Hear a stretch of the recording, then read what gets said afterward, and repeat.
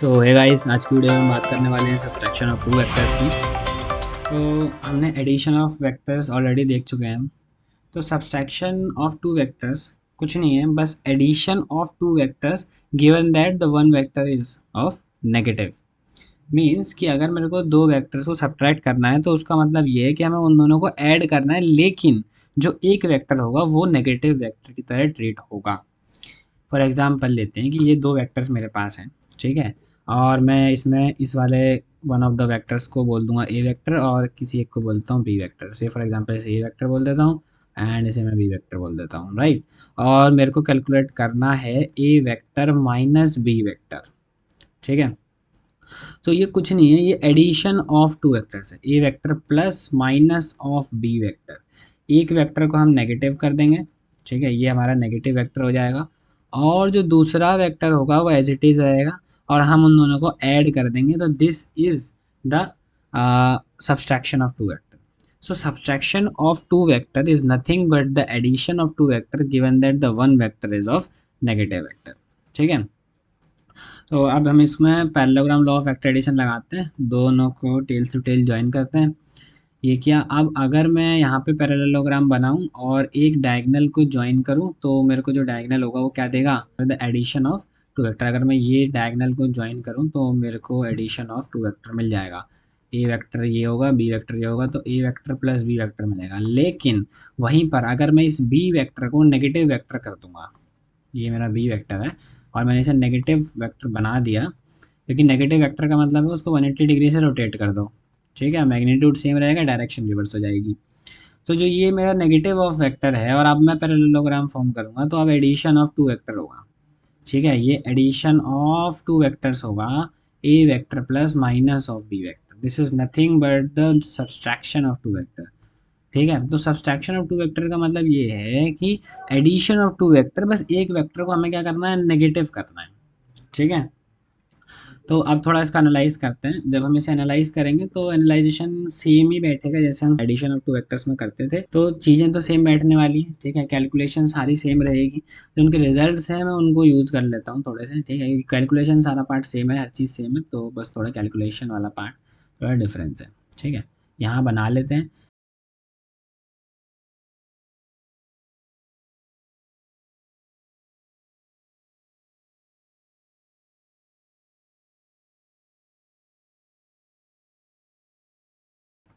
So this is our R vector, ठीक।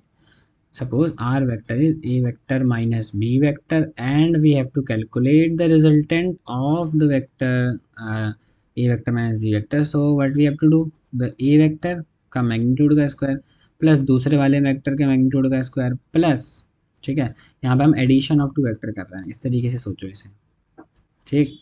Plus two times of पहले वाले vector का मैग्नीट्यूड दूसरे वाले वेक्टर का मैग्नीट्यूड इनटू में cos of theta between A vector and minus B vector, ठीक है। यहाँ पे थीटा क्या आता है, एंगल बिटवीन टू वेक्टर्स जिनका हम रिजल्टेंट निकाल रहे हैं, उन दोनों वेक्टर्स के बीच में एंगल। लेट सपोज ये एंगल हमारे पास थीटा डैश, ठीक है। थीटा डैश हमें नहीं पता है, ठीक। हमें पता क्या, हमें पता है एंगल बिटवीन टू वेक्टर, हमें थीटा का नॉलेज है, ये हमें गिवन है, ठीक है। ये हमें क्या है, गिवन है। So theta is angle between a vector and b vector, ठीक है। ये हमें नोन है और हमें निकालना क्या है, हमें चाहिए यहाँ पे a theta dash angle between A vector and minus B vector. तो हम निकाल सकते हैं simple simple pi minus theta, because ये पूरा क्या है 180 डिग्री, तो 180 डिग्री में से मैंने थीटा को घटा दिया तो मेरे को थीटा डैश मिल गया। पुट करते हैं इसमें, तो ये हो जाएगा ए वेक्टर का मैग्नीट्यूड बी वेक्टर का मैग्नीट्यूड का स्क्वायर इसमें 2ab cos of pi minus theta. cos of pi minus theta is minus time cos theta, right, and other one remain same। तो ये हमारा हो जाएगा नेगेटिव ऑफ टू वेक्टर। जब हम करेंगे तो उसके रिजल्टेंट वेक्टर का जो मैग्नीट्यूड है वो ये हो जाएगा, ठीक है। या फिर हम इसे ऐसे भी लिख सकते हैं ए वेक्टर माइनस बी वेक्टर, ठीक है। सो this is our the resultant and another one होता है कि एंगल, ठीक है। जो रिजल्टेंट वेक्टर है वो कितना एंगल फॉर्म कर रहा है, ये हमारा है ए वेक्टर, ये हमारा है माइनस टाइम बी वेक्टर, ठीक है। और जो रिजल्टेंट है हमारा ए वेक्टर माइनस बी वेक्टर का, मतलब सब्सट्रैक्शन ऑफ टू वेक्टर्स जो है वो इसके डायगनली आ रहा है। This is the subtraction of two vector, A vector minus time B vector. And this angle हमें निकालना है फाई। ठीक है, ये कुछ नहीं, ये तो एडिशन ऑफ टू वेक्टर्स ही है, A vector plus minus time B vector, ये टेन फाई निकालना है।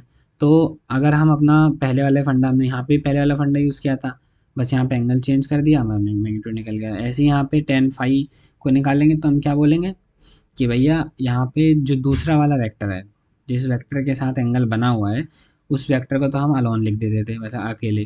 ठीक है, और जो दूसरा वाला वेक्टर है, ठीक है, उसको उसके मैग्नीट्यूड यहाँ पे लिखते थे इनटू में sine of angle between this two vectors, इसे हम बोल देते हैं क्या, theta dash. Angle between this two vector is theta dash. And यहाँ पे लिख देते हैं इसका मैग्नीट्यूड इनटू में cos of angle between them, और थीटा डैश अब की बार क्या होने वाला है, पाई माइनस थीटा। ठीक है, ये पाई माइनस थीटा, सो ये आ जाएगा B time sine theta upon में A minus B cos theta. ठीक है, ताकि कॉस होता है सेकंड क्वाड्रेंट में नेगेटिव, साइन होगा सेकंड क्वाड्रेंट में पॉजिटिव। राइट, तो ये आ गया हमारा tan phi is equal to B sine theta upon में A minus B cos theta, tan inverse of B sine theta upon में A minus B cos theta. ठीक है, तो रिमेंबर हमें क्या करना है, केवल addition of two vectors, subtraction of two vectors जो है वो हम ड्राइव कर लेंगे एडिशन ऑफ टू वेक्टर्स से। Right, this is all about the subtraction of two vectors. So now move on to the one of the important and good theorem. ठीक है, जो कि बहुत अच्छी थ्योरम है, इसे बोलते हैं हम Lami's theorem. It is very useful theorem.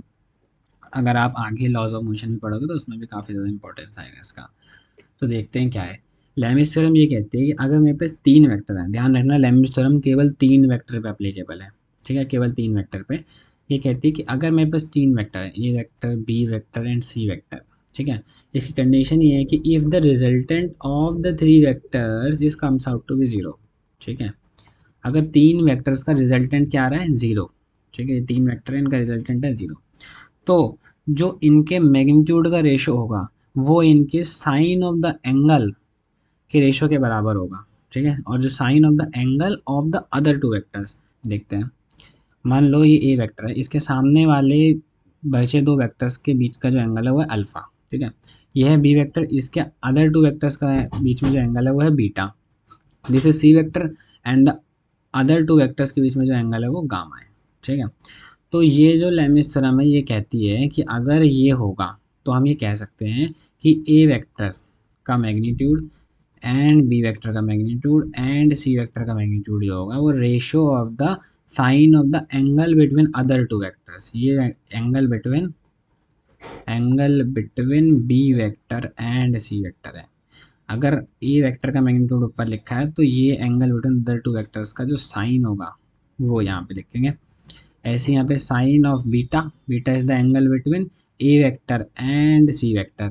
Similarly sine of gamma, this is the angle between A vector and B vector. ठीक है, Lami's theorem state that if the resultant of the three vector is zero, then the magnitude of the three vector are in the same ratio as the sine of the angle between the other two vectors। ठीक है, किसके ratio के equal है, इनका ratio same है sine के ratio के बराबर। ठीक है, sine of the angle of the other two vectors, बाकी दो वेक्टर्स के जो एंगल है उसमें। ठीक है, अगर अच्छा चलो ठीक है, ये बात तो समझ में आई। अब यहाँ पे देखते हैं जो लैमीज थ्योरम है, अगर तीन वेक्टर्स का सम जीरो है, इसका मतलब क्या है, ये तीनों के तीनों एक क्लोज पाथ फ्लो फॉलो कर रहे हैं, एक क्लोज पॉलीगन बना रहे हैं। ठीक है, और उस पॉलीगन में सबका ऑर्डर सेम है। ठीक है, ये कुछ सिचुएशन है। इसका मतलब ये है कि अगर ये हो रहा है तो ये लैमिस थ्योरम अप्लाई है। इसका मतलब अगर ये हो रहा है तो मैं क्या कर सकता हूँ, ट्रायंगल बना सकता हूँ इन तीनों वेक्टर को लेकर के। ठीक है, और वो एक क्लोज पाथ फॉलो करेंगे। ठीक, और ऑर्डर तीनों का सेम होगा। अगर मेरा ये ए वेक्टर है और ये, तो यही मेरा बी वेक्टर और ये मेरा सी वेक्टर हो जाएगा। ठीक है, तब भी मैं ये चीज़ कह सकता हूँ। तो अब अल्फ़ा क्या होगा, अल्फ़ा होगा ए वेक्टर बी और सी के बीच में एंगल। ठीक है, ए वेक्टर को छोड़ के बाकी जो दो वेक्टर हैं उनके बीच में एंगल, तो ये वाला एंगल, दिस इज अल्फ़ा। क्योंकि एंगल बिटवीन टू वेक्टर्स क्या होता है, टेल टू टेल ज्वाइन करने के बाद, ये हेड और टेल है तो इस वेक्टर को एक्सटेंड करेंगे हम आगे तक, ऐसे बी वेक्टर को ऐसे एक्सटेंड करेंगे। अब जो टेल है और इसकी टेल मैच कर जाएगी, अब एंगल निकाल लेंगे अल्फ़ा। ऐसे ही हम बी वेक्टर का magnitude upon the angle between the A vector and C vector, तो ये आपका बी वेक्टर है, तो angle between the other two vector C vector और ए वेक्टर कैसे निकालेंगे, सी को एक्सटेंड करेंगे और यहाँ पे एंगल निकाल लेंगे बीटा।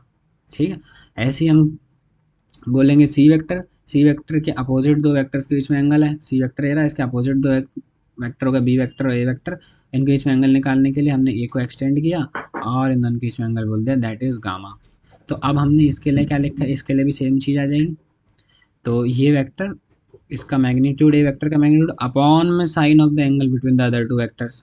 सिमिलरली जो हमारा दूसरा वेक्टर होगा वो and the sine of the angle between the other two vectors, and the similarly हमारा तीसरा वेक्टर और the sine of the angle of the other two vectors, right. So अब इसके ऊपर एक न्यूमेरिकल करते हैं। सबसे पहले इसको स्टेट कर देते हैं, इसकी स्टेटमेंट क्या है। If resultant of the three vectors is zero, A vector plus B vector is equal to zero, resultant of the three vectors is zero then. तो ये बात समझ में आई, ये बात है लेमिस थ्योरम कहती है। अब देखते हैं इसके ऊपर क्वेश्चन। पहले क्वेश्चन को ढंग से रीड करो, ठीक है, और उसको अटैम्प्ट करने की कोशिश करो। नाउ आई होप आपने अटैम्प्ट कर लिया होगा। सो क्वेश्चन में कह रखा है कि तीन वेक्टर का समीशन जीरो है। अब कभी भी तीन वेक्टर का समीशन जीरो है तो हमारे दिमाग में सबसे पहले क्या स्ट्राइक करना चाहिए, हमारे दिमाग में सबसे पहले ये स्ट्राइक करना चाहिए कि भाई ये एक ट्रायंगल फॉर्म करेंगे, ठीक है, ये क्या फॉर्म करेंगे, ट्रायंगल फॉर्म करेंगे। और जो ट्रायंगल होगा वो क्लोज्ड पॉलीगन होगा और उसमें जो ऑर्डर होगा तीनों वेक्टर का वो सेम होगा, ठीक है। यहाँ पे पॉलीगन लॉ आपके दिमाग में आना चाहिए, ये तीन, दो या दो से ज़्यादा वेक्टर्स का सम अगर जीरो हो रहा है तो पॉलीगन लॉ आना चाहिए, ठीक है। तो यहाँ से हम सीधा सीधा क्या करेंगे, तीन वेक्टर बना देंगे। फर्स्ट ये हमारा ए वेक्टर हो गया, सेकंड हमारा बी वेक्टर ये हो गया, एंड सी वेक्टर हमारा ये हो गया। हम सबसे पहला काम हमारा ये रहेगा, देखते ही, ठीक है, देखते ही ये चीज़ क्लिक करनी चाहिए कि जो ट्राइंगल बनेगा और जो तीनों वेक्टर्स का ऑर्डर होगा वो सेम होगा, ठीक। फिर आगे बढ़ते हैं। Out of these three vectors two are equal in magnitude and the magnitude of third is root two times that of the either of the two having equal magnitude, ठीक। हम किसी भी जो दो वेक्टर्स हैं, मान ले इसका मैग्नीट्यूड ए बोल देता हूँ, ठीक है, ऐसे बी वेक्टर का मैग्नीट्यूड भी ए बोल देता हूँ, right. And similarly C vector का मैग्नीट्यूड बोल देता हूँ रूट टू टाइम्स ए, ठीक, ए बोल दिया।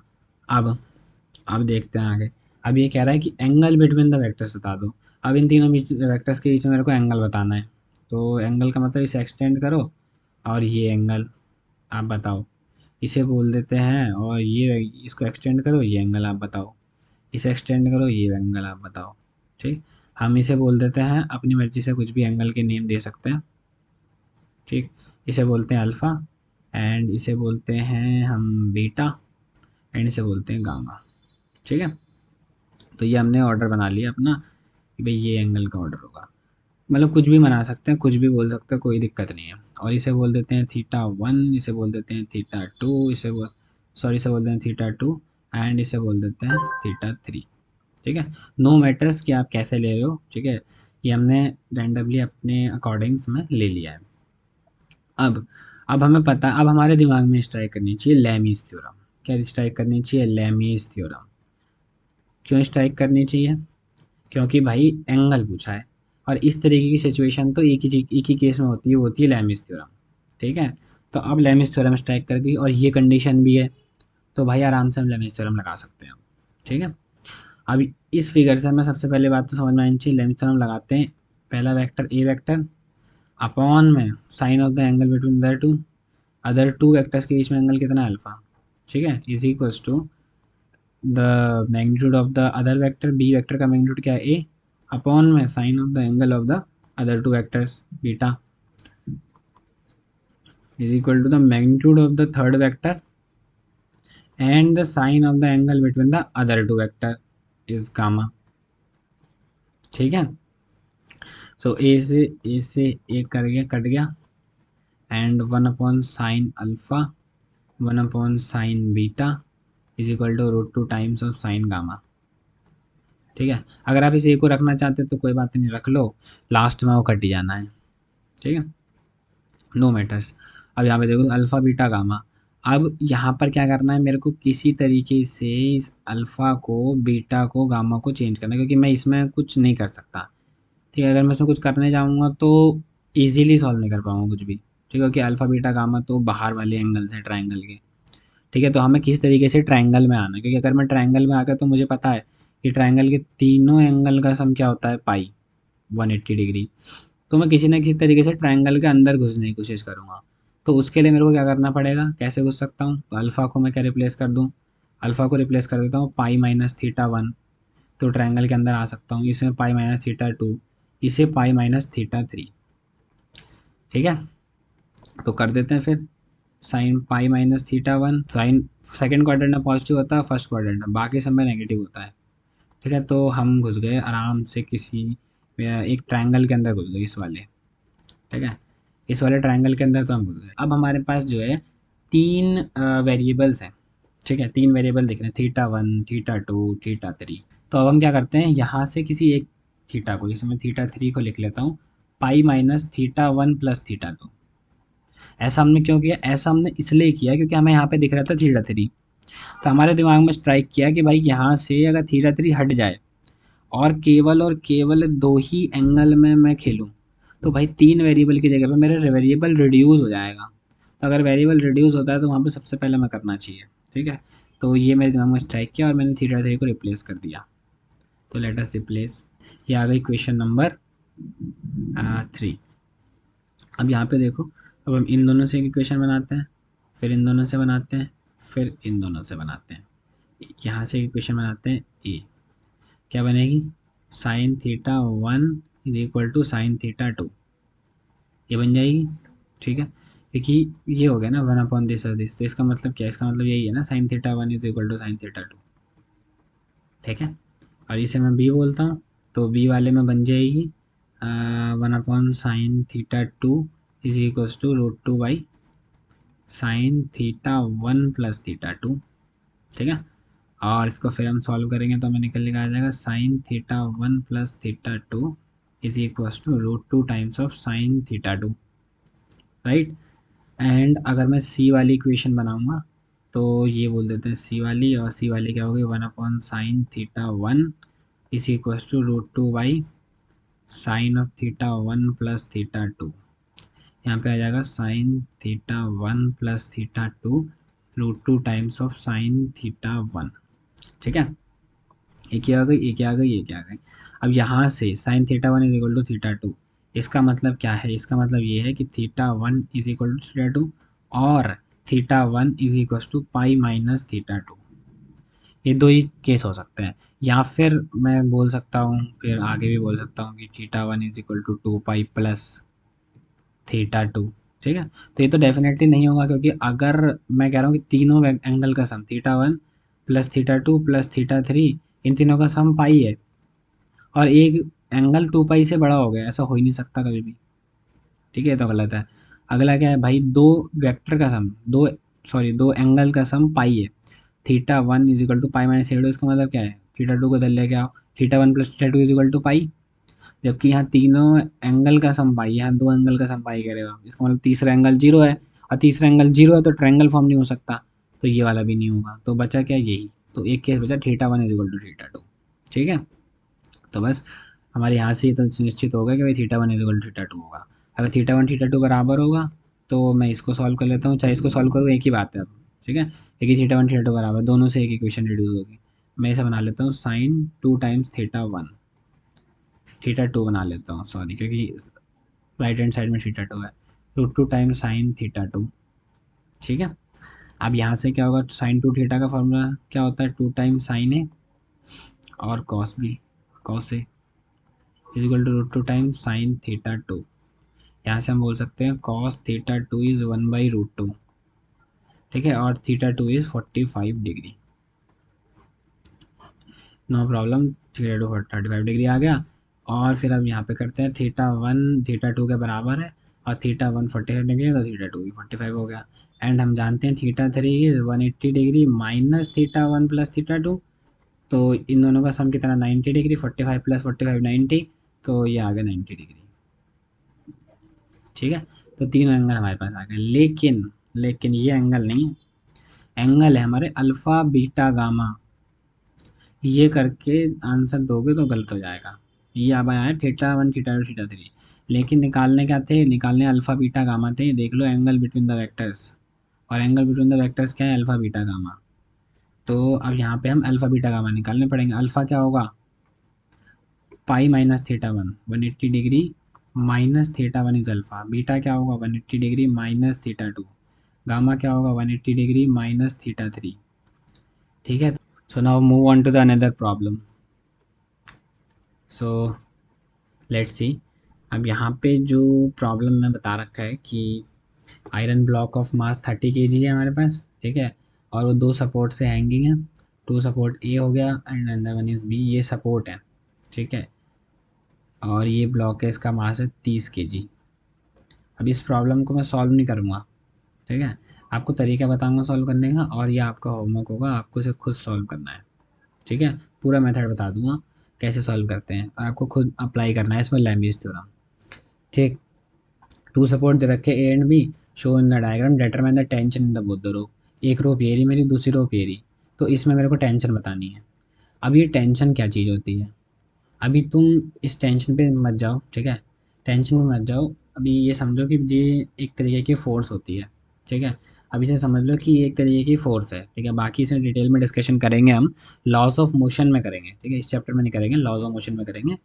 बस अभी जैसे ये समझ लो कि ये एक तरीके की फ़ोर्स है, ठीक है, जो कि इस डायरेक्शन, अगर मैं इस पॉइंट पे लूँ, वैसे तो ये हर पॉइंट पे लग रही है, हर हर डायरेक्शन में, मतलब अलोंग द रोप लगती है, पुलिंग नेचर की होती है, लेकिन अभी हम मान लेते हैं इस पॉइंट को देखेंगे, ठीक है, इस पॉइंट को देखेंगे तो इस पॉइंट पे जो टेंशन है वो इसे पुल कर रही है, पुलिंग नेचर की होती है। तो आप ये समझो कि एक वेक्टर आपका ऐसे बना हुआ है, T1 बोल देते हैं इसे, टी ए पे जो टेंशन है उसे टी ए, ऐसी इस डायरेक्शन में लगाते हैं, ये इस डायरेक्शन में भी फोर्स लगा रही होगी इस पॉइंट पे, सॉरी इस डायरेक्शन में लगा रही होगी इस पॉइंट पे, और ये इस पॉइंट पे इस डायरेक्शन में, है ना, तो यहाँ पे बोल देते हैं इसे टी बी, ठीक है, और इस पॉइंट पे एक नीचे को फोर्स लग रही होगी, वो कौन सी फोर्स होगी, अच्छा, नीचे को जो फोर्स लग रही होगी वो इसके वेट के बराबर होगी, किसके वेट के बराबर होगी, इस बॉल के, देखिए बॉल का नीचे क्या लग रहा होगा mg, ठीक है, तो अगर मैं इस पॉइंट पे नीचे को टेंशन देखूंगा तो क्या निकल के आएगी, वो इसके मास इंटू जी के बराबर निकल के आएगी, कैसे निकल के आएगी वो हम बात करेंगे, ठीक है, लॉज ऑफ मोशन में, लेकिन जस्ट आप समझ लो अभी जो नीचे को फोर्स निकल के आएगी वो आएगी mg, ठीक है, और इसका मास हमें दे रखा है 30, तो अगर हम इन दोनों को मल्टीप्लाई करेंगे तो हमें मिल जाएगा न्यूटन में फोर्स, ठीक है, तो ये आ जाएगी हमारी एफ, मान लेते हैं एफ इज़ न्यूटन में फोर्स आ जाएगी।